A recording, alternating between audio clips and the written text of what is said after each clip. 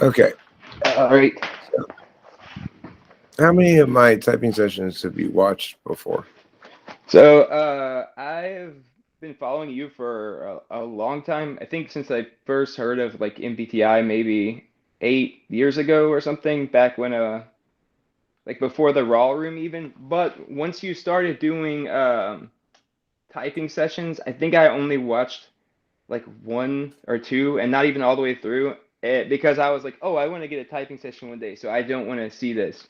Um, and I followed you off and on, but over basically since I think it was around Christmas, uh, whenever I bought the session, and then I just had so much going on, and I've just been like trying to stay away from your videos for the most part. If they're, yeah, anything I think will kind of spoil the fun or help me to like game it or Okay, something.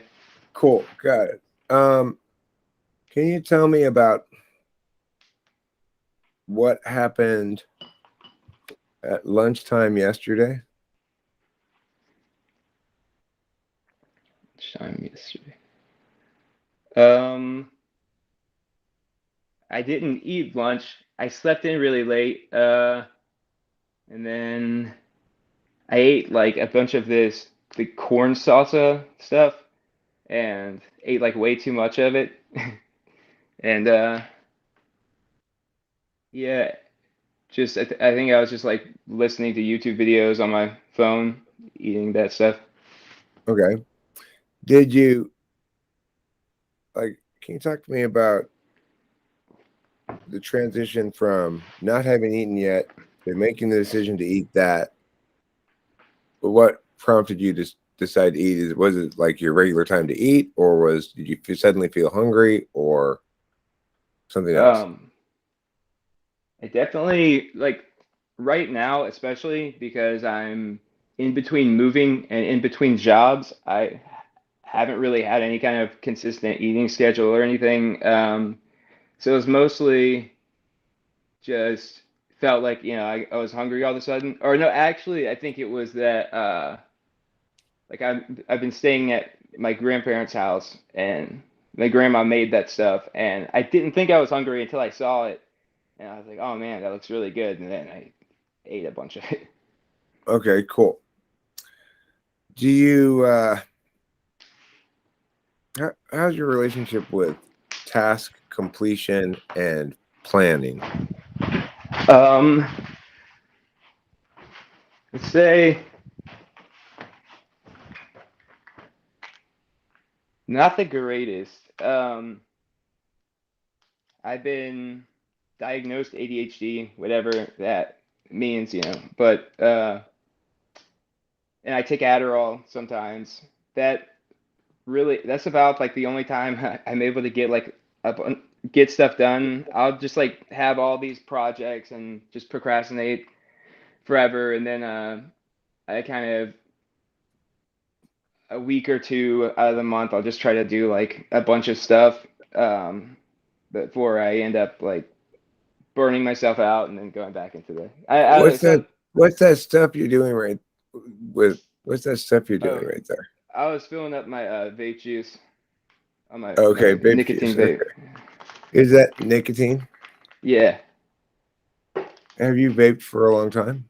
I smoked since I was like 16. I'm 28, and then I was working at this ski resort in Colorado, like I think like 3 years ago or something, and it was just so cold and you had to smoke outside. I was in staff housing, and like you would have to like completely gear up to go outside to smoke, and icicles forming from your snot. And I was like, man, I'm just gonna try this vaping thing because then I can just vape sitting on the couch, and then kind of like stuck with it. It's like it's cheaper overall. I've gotten used to the flavor, but I still smoke cigarettes occasionally. Like I keep a pack around, but normally it's just like a social thing.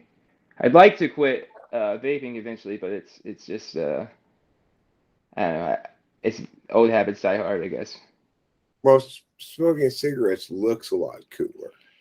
Yeah, it really does. I mean, and you know, For a vape, I feel like this one's fairly cool. It's not too clunky and dorky looking, but yeah, it's still not as cool as a cigarette. You don't see like an old noir movie and some guy, with the hat and mystery going on. He starts puffing on the vape. Yeah.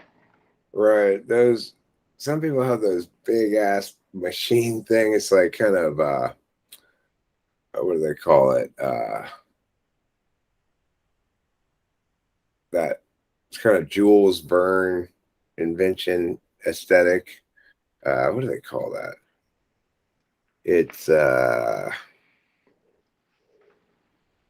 steampunk. Oh yeah, yeah. I don't like those big convoluted machine things where they take out this big ass thing and blow a bunch of steam out. Yeah, there's this really funny movie called The Death of Dick Long, and it's basically just these, real trashy trailer park white dudes getting themselves into all this trouble, but the one guy the whole movie he's just puffing on it, and that's like, and I'm like, oh my God, I can't have one of those. I'll look like this guy. This fly is horrible. This particular fly is this big fly and just keeps coming around, and I keep not being able to hit it. Okay, but that notwithstanding, uh, can you tell me about this sort of like whatever sort of work slash school stuff you put some time into and have some tales about? Um, well, mostly as far as like doing stuff besides work, which uh mostly been like restaurants, and I was traveling and doing seasonal jobs at resort centers and mostly restaurants there. But music is like the main thing I like to make, and I mean, I write songs, write lyrics, sometimes just write stuff. I used to have discussions and like debates on the internet, but here lately, like I don't have a computer. Uh, So I just have my phone, and I've like injured both of my thumbs in the past. So like typing a whole bunch on my phone, it like kind of fatigues me, and I worry about like the long-term stability of my hands, especially being so into playing music. And I have like arthritis runs in the family, so Yeah, you gotta watch out for hand injuries. yeah. So that's a base behind you? Uh oh yeah, that's a bass. This room's kind of a mess right now, but I got it's bass, electric drums. There's a acoustic and my three guitars and my uh, giant pedal board. Oh, you got a lot of pedals. Yeah, yeah. I I don't even know what to do with them half the time, but I've told myself I'm not getting any more for a while. But you can do some really wacky stuff with those. Okay. So can you talk about your songwriting process? Um, Usually I'll just be kind of fucking around. Well, it depends. Sometimes it's more deliberate, but a lot of times I'll just be messing around, jamming, and then uh, find some like little chord progression or something that I like, and then maybe I'll start humming something over it or freestyling something, and then I'll kind of get like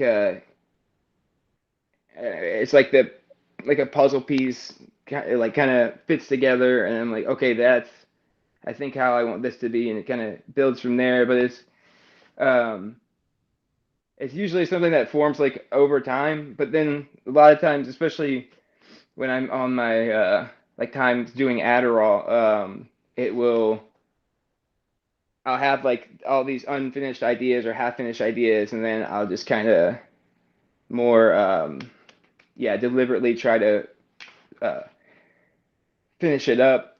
Um, and actually, here lately in the past year or so, I started getting into music theory, which I was always kind of like turned off from at first, but um, I come to like it because it's very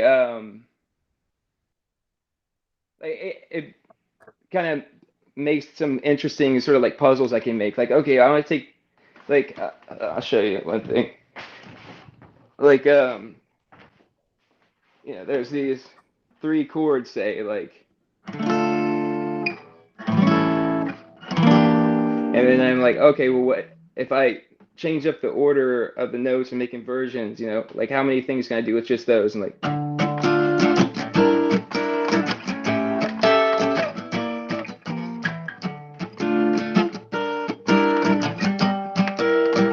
So I don't that understand kind of how thing. you're applying music theory there. Okay. Well, okay. See, it's when I say music theory, it's not even so much anything prescriptive. It's more like it's like, okay, I know that if I'm gonna play a dominant chord, if you go through the do, re, mi, fa, so, you have each one of those, like the first note would be one, and then so to Yeah, put I get the basic idea of chords okay, and stuff, but yes, dominant is what? Add what? dominant is a you add a flat seven to a Okay. major chord, and so then like say instead of um playing it on different spots, but then I'm saying like say take the third and then put it on the lowest note, like inverting them and putting them in different orders. So it's like instead of like looking up chords and stuff like that, I'll try to be like, I want to take this chord I like and then rearrange it and play it in a different way. So now all of a sudden the bass line is different over the that sort of thing. I see. Yeah, yeah. That's a smart way to use music theory. Um, I mean, I I- only know like the basics. It was pretty much just like, oh, like getting the intervals and chords and stuff like that, and then just kind of like, oh, this is fun stuff to run with. I don't know any like high level stuff, or I don't really think about it that much as far as like rules or anything.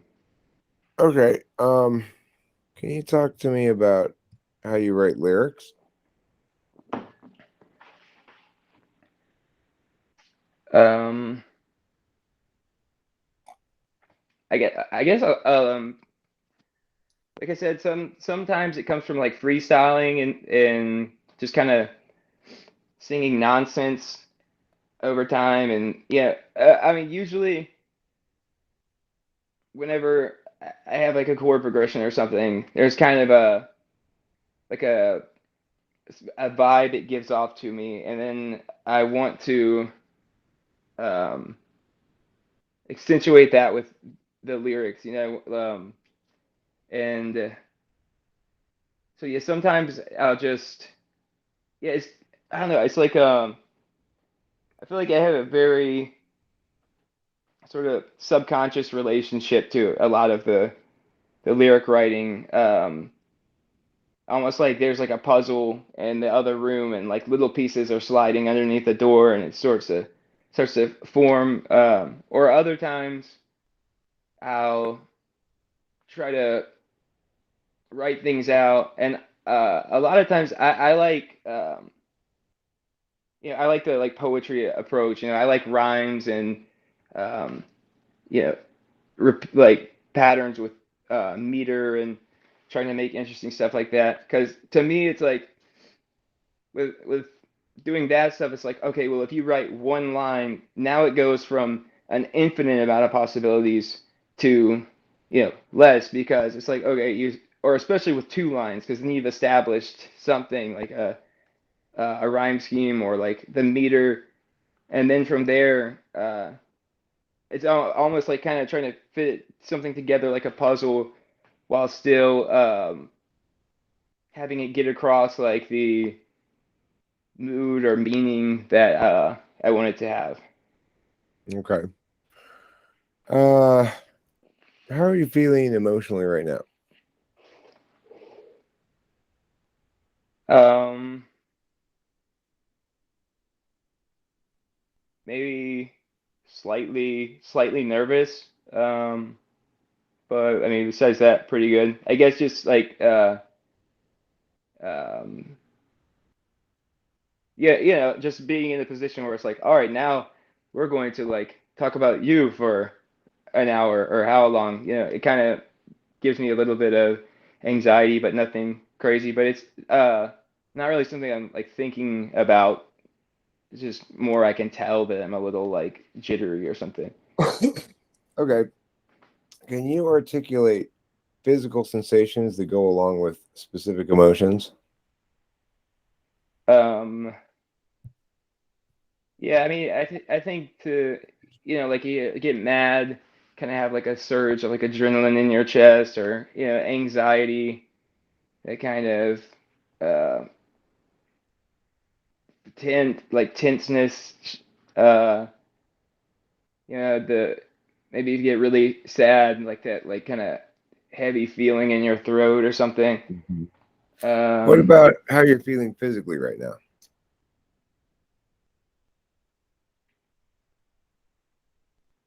little maybe a little tense because um I haven't gotten the most sleep in the last few days, and it took some Adderall today earlier, and sort of wearing off a little bit, so I can feel like kind of the uh, You haven't I eaten enough food today. probably that.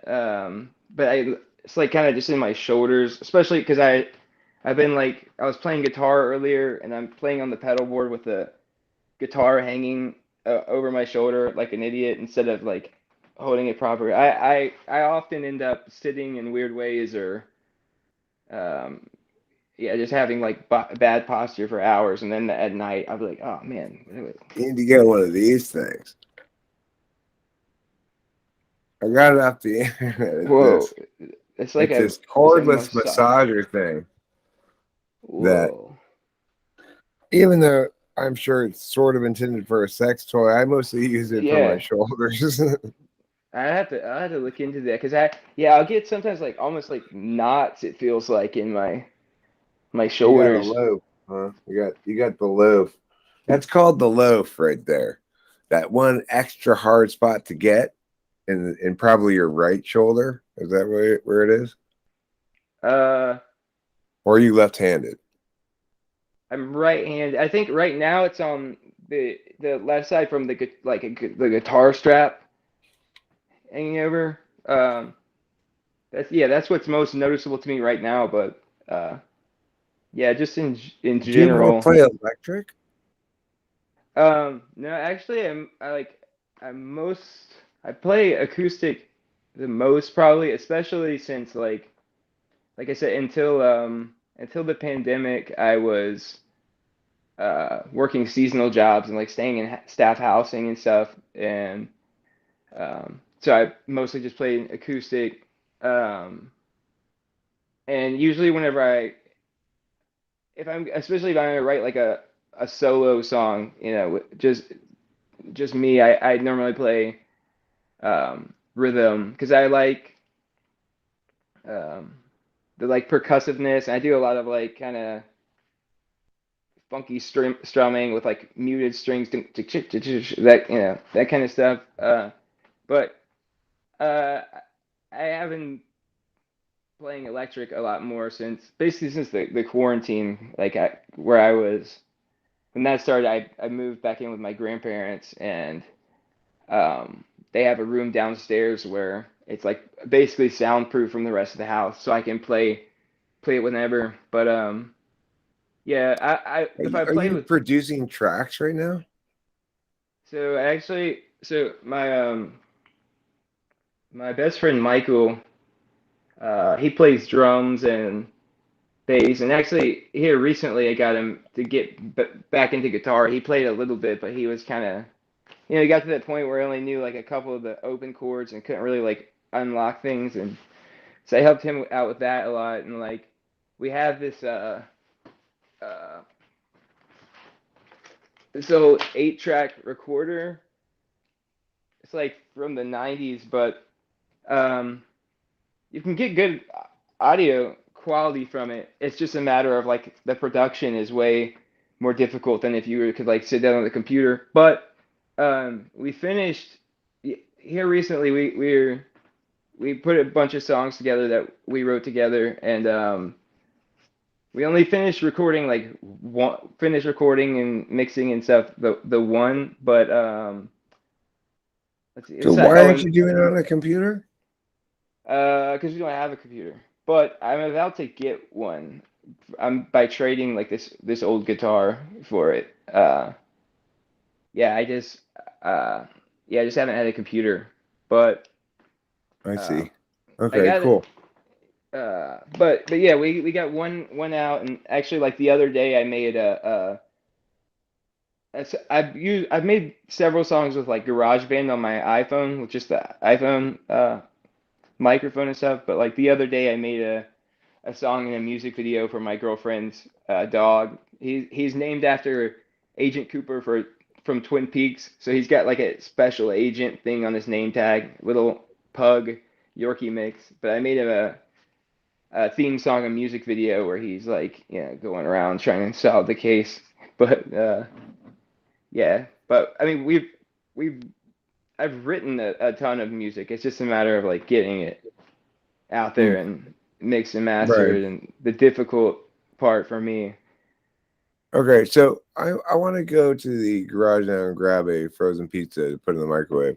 You should eat something too. It's You my go. advice to you. All right. You look like you look like you're jittery from lack of food. All right. Well, while you do that, I'll go to the bathroom, maybe grab something. All right, cool.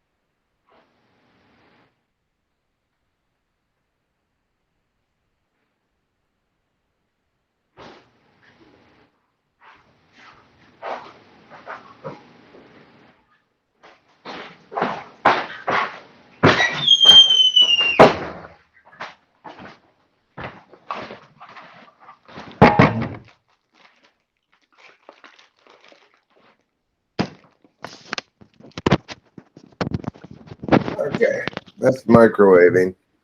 Um, so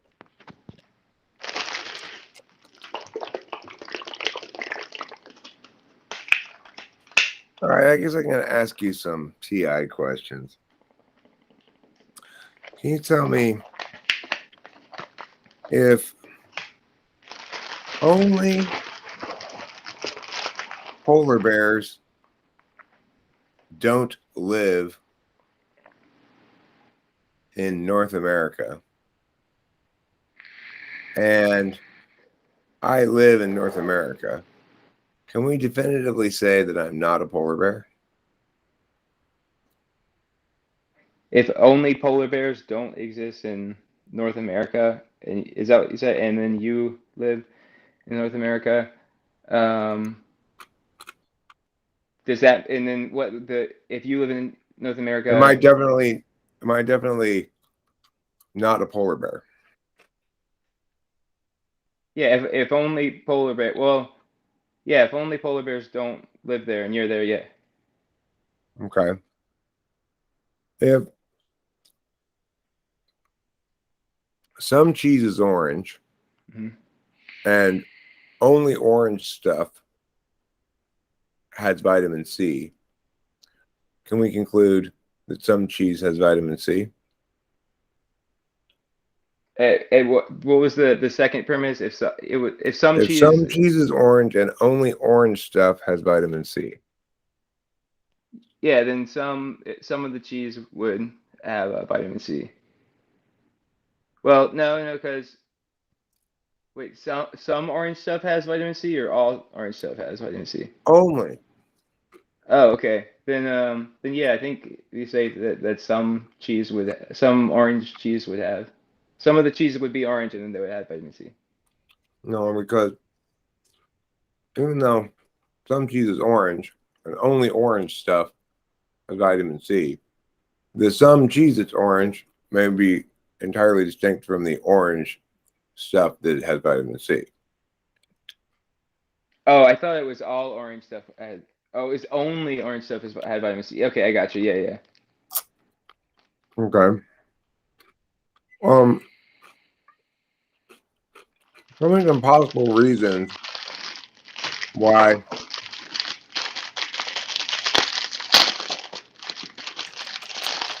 people could prefer Fritos brand chips over any other brand of chips. A reason why I should like Fritos over. Some possible reasons why. Um, they are more nutritious. They taste better to me. I can make Frito pie. I have a connection with the Fritos guy and sell a bunch of Fritos on the black market, so I prefer them because they make me a lot of money. Um, I can use What do you think the them. best reason is?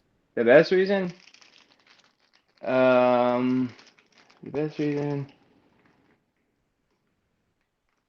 because just like as a universal thing or just for me? I guess which reason do you think validates most across the board for most people, and Um, why? maybe they're like the cheapest and like nutrition to cheapness ratio, and like they taste pretty good. So it's like if everyone's even people that don't have much money could eat some Fritos and yeah. Okay. Can you think of a time recently where you heard somebody either read something in the news or heard somebody say on TV or heard somebody in real life say something where you either where you thought or maybe even articulated out loud, that's wrong and why? Or just tell me about what that event was like. Um, I haven't saw the time. Let me think. I can think of like the last one. Um, let's see. Trying to think because for the last couple of days I haven't been super involved in external stuff, but okay, wait, I can think. Okay, so I saw some kind of I was learning about. I think it's called. Ah, crap, I can't remember the name, but basically it's like the idea that consciousness is just reducible to uh entirely just like brain stuff and it's some sort of like fluke. But it's like if try to formulate this right, but it's like they think basically, it's just kind of like along for the ride, and it actually isn't capable of making any like real world impacts. But um, It's determinist shit, basically yeah, saying determinist everything. shit. Yeah. And Hold on 1 second. Let me get grab it. okay,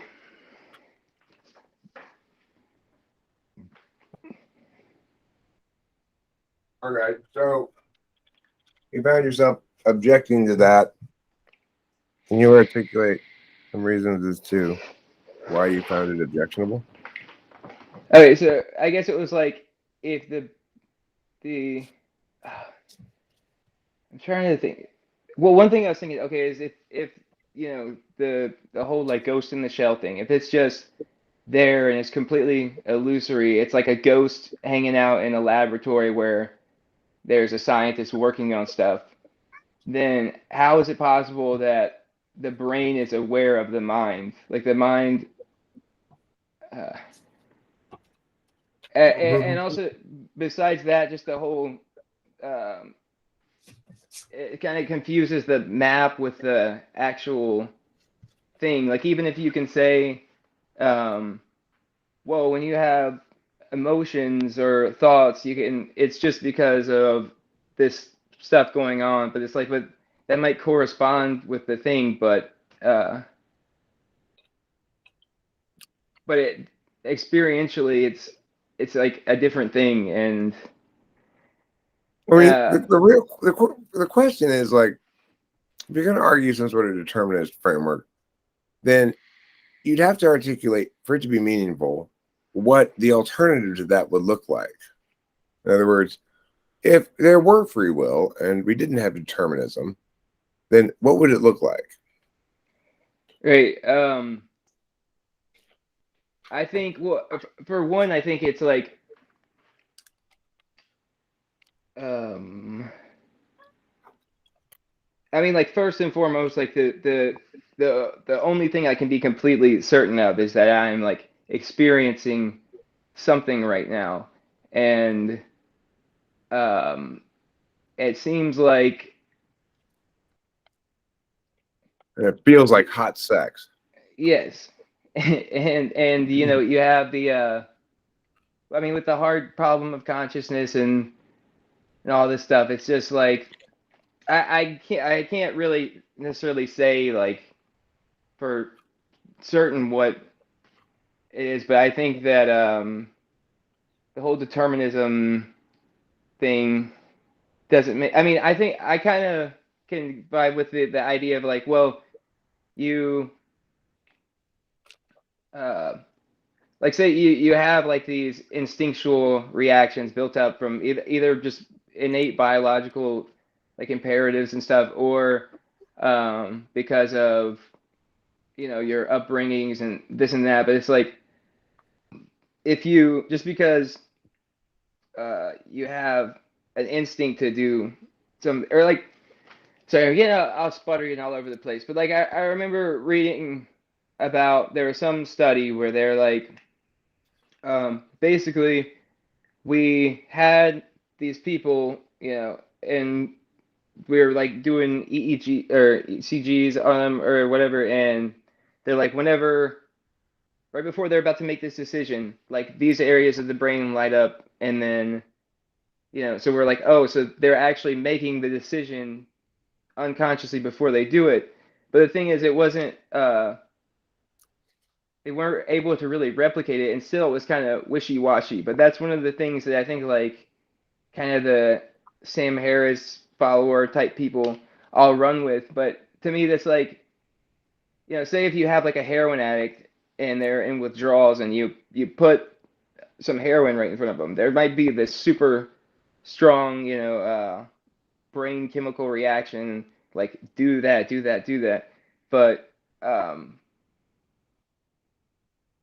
but like in the study, if it didn't work all the time in the study, then it would seem like it kind of is like okay, you can kind of just like override these sort of things. I don't know. The problem with something like that is it doesn't accept that intuition, which can be kind of prescient, is in fact still part of you being you. Mhm. It's not clear what anybody who's arguing determinism is actually arguing in favor of or against, because they're saying,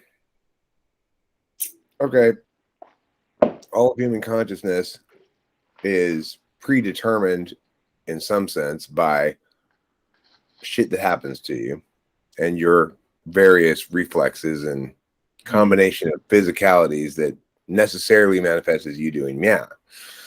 But like I said, for them to mean something by that, they'd have to show if it were not this way, if it were not determinist, it would look like this. And if they can't do that, they're not saying anything.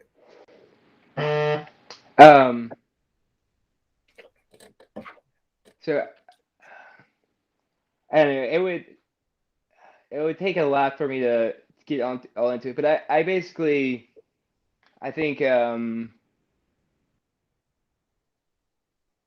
for a lot of reasons I could get into, I think that it makes more sense to me, at least, that consciousness is fundamental and everything is sort of emergent from that, and that mind is really like the, that like if we if all we're ever experiencing of the external world is, our mind's interpretation of it, but there's supposed to be something in itself outside of that, um, it's not something that we could really know because we're like trapped in the whole phenomenal experience. But I don't know, it's just the whole thing of like life emerging from non-life and the whole distinctions we make between life and non-life. Uh, Yeah, I don't know. I It's a could non-explanation. That's why you're kind of struggling to find answers to it. When people present not an explanation as an explanation, it can be very muddying of understandable things in a lot of ways. But okay, so what do you think you uphold more as a value in the world, fairness or kindness?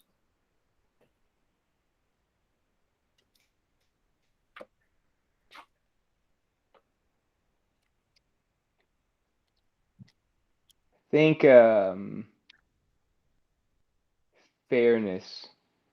I What do try you think to you what do you think you ought to uphold more? fairness. What do you want others to uphold more when dealing with you? Fairness.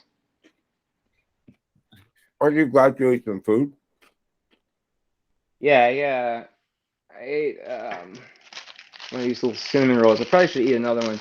Yeah, because I got like brain fog. I I'll return to the determinist thing later because now it's all like in my mind. But anyways, but Right, you're thinking about it. Okay. Well, talk to me about how you came to do this, travel around and work at different tourist destinations. Did you just sort of happen into it? Was it a conscious choice to be like, I know I want to do this, and you pursued it? Did one of your friends say, I think I'm going to do this, and you say, I'm going to do it too, or what? um, long story short, I guess towards my like last years in high school, was kind of a mess. Gotten uh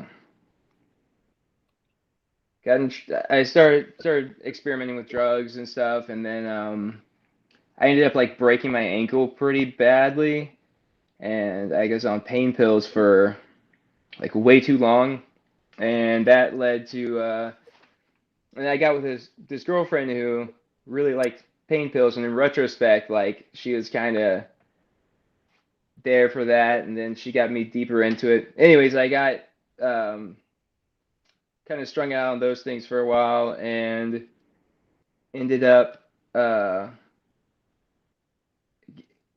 barely avoiding jail time, and then I ended up being on probation. And so I was on probation for like 2 years. I didn't talk to anyone really. I just stayed in my house, and that's when I really started playing music. I didn't start playing music till I was like 20.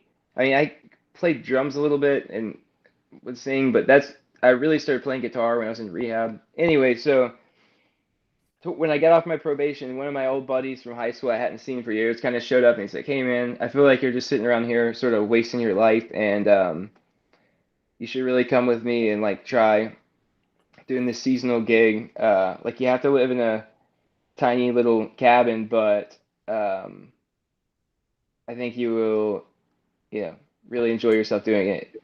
And yeah, so I kind of went with it. It was great.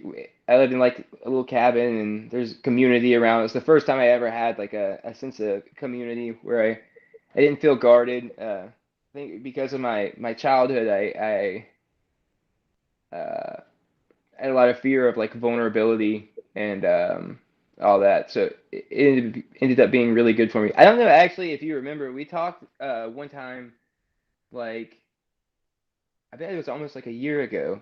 There's a video of it. Um, it's like if if two ENTPs have like a different background. But I told you I wasn't sure if I thought I was if I was an ENTP. Um, but yeah, I don't I mean, that's where I'm heading in the typing again. I don't remember it at all, know. but I'm typing you as ENTP again. I was just trying to make sure I was correct about ENTP or INTP. Do you But think? Um, I was asking about the SE stuff. Sounds like you do a lot more stuff. Like having a bunch of half finished stuff is much more of an ENTP thing than an INTP thing. well, um, for like I kind of get in this limbo. Like for a while, I thought I was an INTP, but my friend Michael, who I played music with and everything, he is just so like stereotypically INTP, and I see so many differences in just the way we are. Like for and he is a lot. I kind of have to push him to get stuff done, and he'll just sometimes get caught up on like this TI stuff that I'm like, dude, what are you doing? Like like I have all these things he'll like write down. Like I the one time I wrote this song, and then he's like, I see him over in the corner, he's all writing on manically, and he's like, all right, I've narrowed it down. It has to be between it has to be one of these six keys that you're doing that in. He just likes, I don't know, he'll get stuck on like kind of taking stuff apart like a puzzle, where I'm just like, dude, come on, let's just like do something with it. And besides that, just the he's more thorough and like deliberate in his like uh with his speaking, and he has that sort of naive-ish childlike FE that you kind of have to like protect him sometimes. But do you think so? Whenever I was real quick, whenever I was talking with you on that video, I kept seeing in the comments people were like, "Oh, he seems like very NI," and like I had wondered. I was like, basically, I had narrowed it down to I was like, okay, so I have to be like an INTP that's just like different than my friend in certain ways, an ENTP or an INFJ. Those are the only ones that made sense to me. But I don't know. I don't have many good You do not comparisons. talk like an INFJ. You're any for sure because of the way you start saying things with kind of a nub of NI notion and then grasp around until you find the best path there is very any. And okay, and like yeah, with the whole thing earlier, like talking about like sort of like deterministic or like more just like physicalism in general. It's not even I'm more likely to try to, figure out how something is wrong than to necessarily offer, the truth. Like it's like, I guess more like this doesn't seem to make sense, but I have sort of intuitions about things based on it. Really, when you get into stuff that metaphysical, it's kind of um yeah, I don't know. I have a habit of just telling people why they're wrong without telling them what's right, even if I know it, because there were a couple of reasons. Like, one, that's not my job to do. Like, it's their job to be right. It's my job to tell them when they're wrong. But number two is that if they're not interested after I've established to them that they're wrong enough to ask me what the correct thing is, then they aren't ready to hear it. Well, all right. Well, on that, real quick, let me say this. So, like, I guess because I'm curious what you would say, but to me, it's just like, on a phenomenological level, it's like we experience ourselves as having free will to some degree. I mean, we know that we have these pools and all these like kind of almost sub personalities and instincts and stuff, but it just seems to me ultimately that's kind of a metaphysical question that I don't think you can um, have like a certain like a definitive answer with um, sort of like a scientific approach. I mean, unless they could, I don't know. I mean, What would you here's say? the other way to put it is this. We already know that it's possible for any person to do something more or less freely. In other words, you can choose to do something or you can be forced to do something at gunpoint. We already know that we have conditional language that we use to consider possible choices before deciding upon one and executing it. So if we weren't deterministic and we had free will, it would look like that. If you don't think that counts as free will, then what would? That's what Yeah, it yeah. boils down to. Is if they're not going to define a term to mean anything at all, then they can't negate it. Gotcha. I also heard something I thought was kind of interesting. Is like, so there's some dude he worked with, I don't know, was doing some kind of brain surgery type stuff with epileptic people, I guess. And anyways, eventually it got to, he would like trigger with electricity or something parts regions of their brain, and it would make them like move their arm a little bit.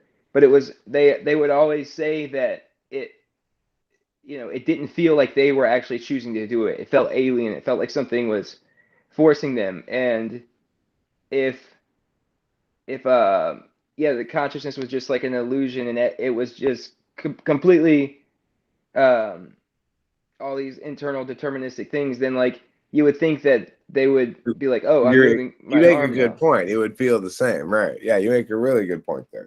That's an excellent example of the the fact that there's an alternative being proved right there. Except this goes the other direction. Instead of demanding that they meet their burden to define it to mean something, you say, well, I'll define it to mean something.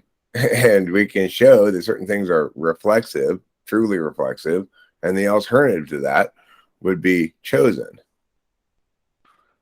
The thing is, the determinists are really trying to remove any NI from the equation, remove identity, remove concepts like being linking to purpose through time and choice for reasons that are just basically frame projection. They are opposed to mapping that requires holistic truths at all. That's what I think. So I think you're an ENTP. You want to tell me, or so you would come to doubt that? Um, yeah, I don't know. It's like, I mean, it was only in like the past maybe like a year or so when I was like, yeah, maybe I'm an ENTP. I don't know why. It was just, I guess, uh, I would see. I mean, in some ways, I feel like I relate to the ENTP, archetype, but I feel like uh,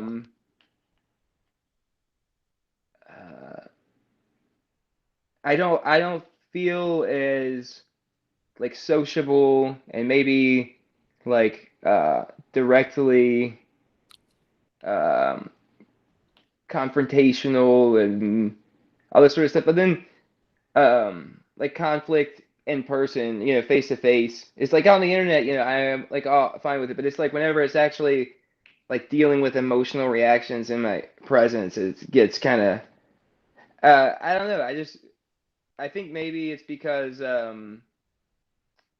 growing up I spent a whole lot of time alone. Like even a couple of years whenever I was like in middle school, I just like didn't go to school because my mom didn't make me go. So I don't know. I could see maybe more like behavioral stuff being more like particularist, but yeah, I guess. But yeah, like just on the functions, yeah. Um, just going by that, I could see it. I think. Well, look, Yeah, I will also say this: ENTPs are individuals like anybody, and for different periods of our life, we are processing different kinds of things with our attentional stack. There were periods of my life where I was uh, fairly isolated, fairly alone, not in a good place, and really keeping my head low. Like when I was drinking a lot, I I was always concerned about getting busted for drinking by somebody. And so I was moving through the world with a mm, lot of fear all the time. But that's not the only time when I've spent parts of my life being much more, I guess you'd say, skittish, much less certain about things than I am now. Being SI types, we grow very slowly over the course of our life. And I'm of the mindset that says ENTPs don't really reach their artistic or intellectual peak until they're like in their 50s, because we have to do everything the trial and error kind of way. We're going to do a concept wrong 2 times before we do it right, or maybe even every possible wrong way before we get it right. So it's like it's a slow growth process, and it's not going. If you're looking at me and saying, well, that's what ENTPs are like, and you're looking at yourself and saying, well, I'm not nearly as extroverted in my affect as Eric. I wasn't always this extroverted in my affect either. And when I was a kid, although I sounds like I had a like probably happier childhood than you, it sounds like you probably had some trauma or something. I also spent a lot of time alone, pretending in the backyard. I did have friends on the street, but I was very comfortable playing outside by myself, basically pretending to do what I do now on the internet, talk to people and explain things to them. So it's, if you're looking at your particular experience of yourself as a public person and yeah, comparing it against some other ENTP's particular expression of their public self, that's not going to be very informative. yeah, that makes sense. Yeah, I think maybe it's also just this sort of period in my life, like my 20s, really kind of like honing my relationship to Effie, which I felt like I kind of grew a lot doing the seasonal job work. I can normally mingle with whoever, get along with whoever, but yeah, still just having a lot, still just I feel like a lot of times I have like a hard time like relating to anyone um, past a certain level. I don't know. I'm sure it's like a just a ENTP weird thing. Yeah. I mean, it's there. I recall my younger self as generally running into an endless succession of confusing contradictions in, like, okay, I've had this experience, I've generalized this social rule since I can't really NETI it. And then now I had applied it here, but it was the wrong place. I need to learn this about it. And like a bunch of shit. It's a stumble fest, but it helps to have cognitive functions to understand yourself and recognize and have names for what's happening there. Like being able to refer to these things as FE considerations and recognize it's an absolute value. Because I mean, like the world's going to try to push on everybody a bunch of conflicting values of each of the functions, and they're going to tell you it's super important that you not care too much about what other people think. It's important for an ENTP to realize that their configuration means that it's okay for them to care a lot about what other people think, and that they're going to feel a lot of payoff when they feel as though they presented themselves well in a public setting and stuff, you know? Yeah, that makes sense. It took me like a long time to admit that to myself that like I do care about most of the most of this stuff I do. I mean, I like making art for the sake of making art, but definitely a huge part of it is I want people to be like, oh, look at this like cool novel thing this guy did. Wow, he's got all these cool wacky things. Um, and damn, I was gonna say something else. Oh, and earlier in the live stream, I heard you say something about some people feel like they have to have some sort of you know um they have to understand themselves through these abstractions, through these sorts of like internal frameworks. And I feel like when I first found the cognitive function stuff, that opened up a lot um, for me. And I kind of, even without meaning to, I almost use it as a sort of like meta frame for everything. Like, oh, I can see how, this, I'm having this disagreement with this person, and it's kind of ultimately falling back on this, like, Because it's the one commonality, you know, it's like no matter what anybody says or does or whatever, in that communicative process at the very least, they always starts with somebody paying attention in some way. mm-mm. You know, so it always has a top level frame because it always says, oh, you're explaining this? Well, I can explain why you're explaining that. Right. And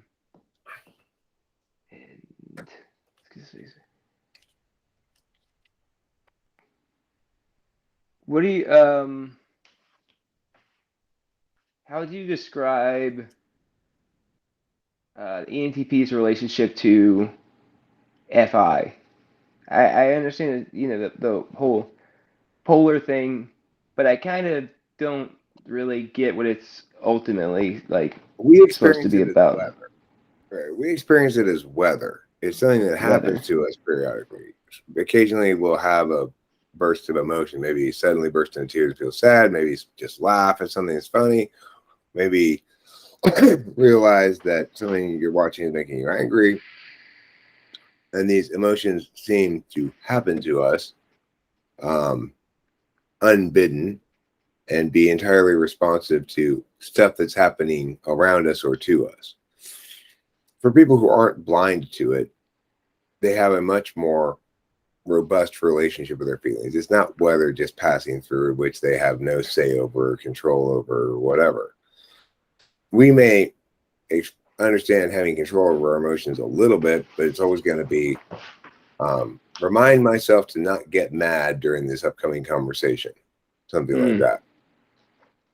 It's not going to be, I can really feel my way about stuff and know what's what I really want to do medium or long term, how my current choices are going to make me feel about myself and my choices later on down the road. Those kind of questions are important questions that FI gives people clarity about that we don't really have. Okay, yeah, that seems kind of consistent with my experience then. Like I have a good friend who is probably an ENFJ, and it's funny, I'll be talking with him, and you know, and he'll just tell me, he's like, "Oh, well, duh, you felt depressed because of this," or like, I remember I had to be explained that I had to have explained to me that what I was dealing with was heartbreak at one point. I'm like, "Oh, that's what that is."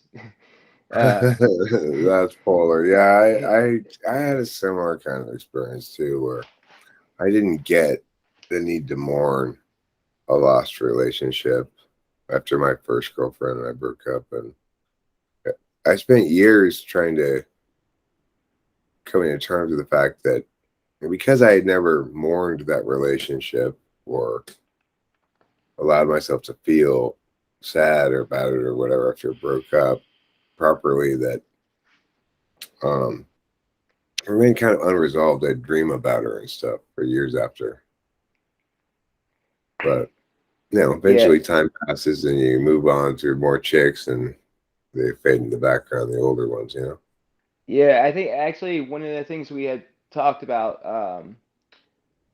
when I was on here like a year ago or whatever, was I talked about how my dog had passed recently. I was like all messed up about it. You explained you went through a similar thing, and yeah, that was like pretty much the first time I just got like blindsided by that stuff. But at least now I've kind of like come to terms with it and think of it in like think of him in like happy ways, and but yeah, it's definitely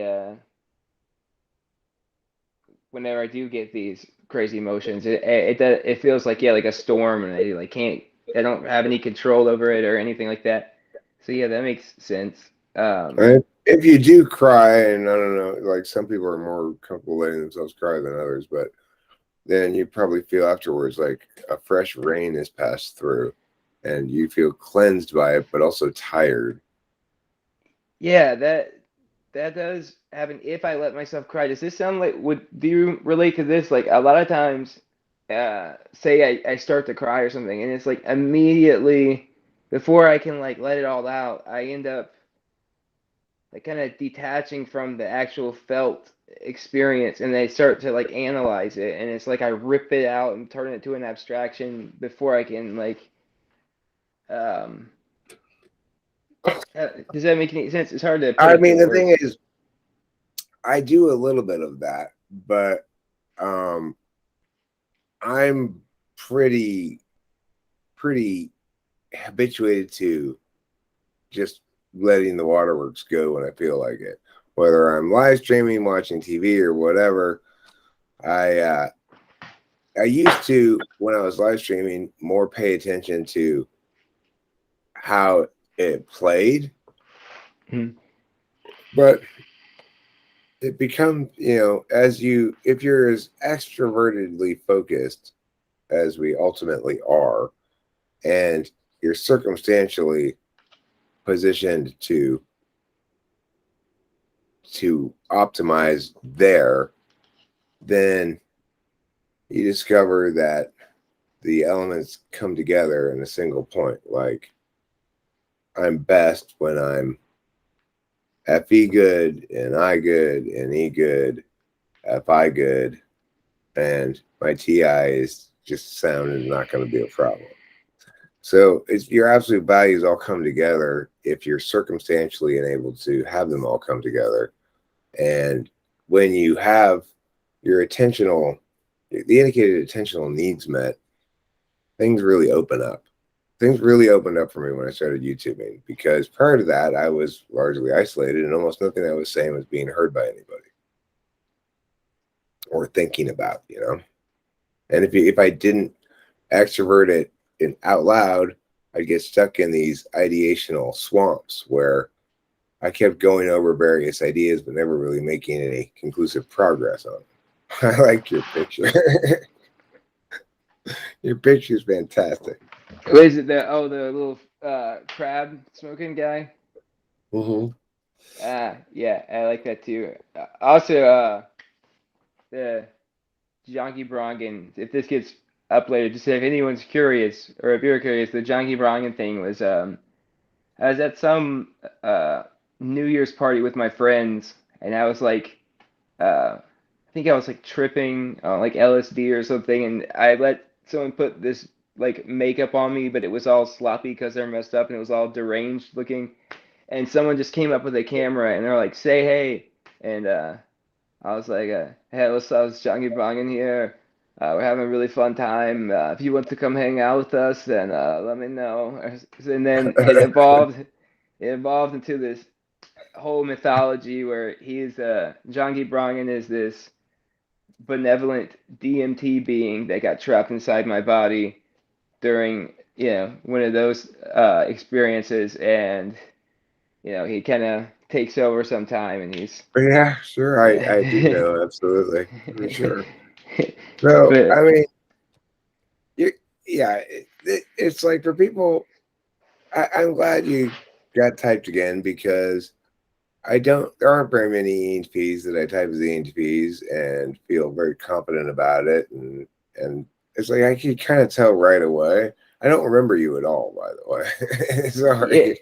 no, it's fine. It was just like one random night. I can't even remember what the original thing was that I wanted to talk with you about, but it wasn't like a formal typing or anything. I just said that I thought I was the ENTP, and then later on when we were talking, you were like, "Yeah." I was like, "Well, do you think I am?" And you're like, yeah, I would think so, probably, or maybe an INTP, but I would have to type you."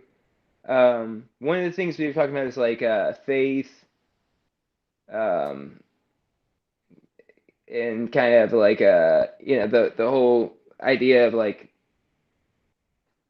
the whole point of faith is it's not knowing. Like if you know for Right. certain, it's not. Yeah, and these sort of things. Yeah, I can't remember. It was kind of all over the place. We just Yeah, talked. sure. Yeah, but All right, cool. Well, I'm gonna wrap this up. Are you comfortable with me publishing? yeah, yeah. Why not? Okay, so I'll put this up probably. I guess I'll schedule it for the morning since it's already midnight. Okay, cool. That sounds cool to me. All right, cool. Thanks so Well, much. yeah, it was good talking with you again. Maybe I'll if I have something else to talk about sometime, I'll hit you up. Yeah, cool. All right, Bye. have a good night, man.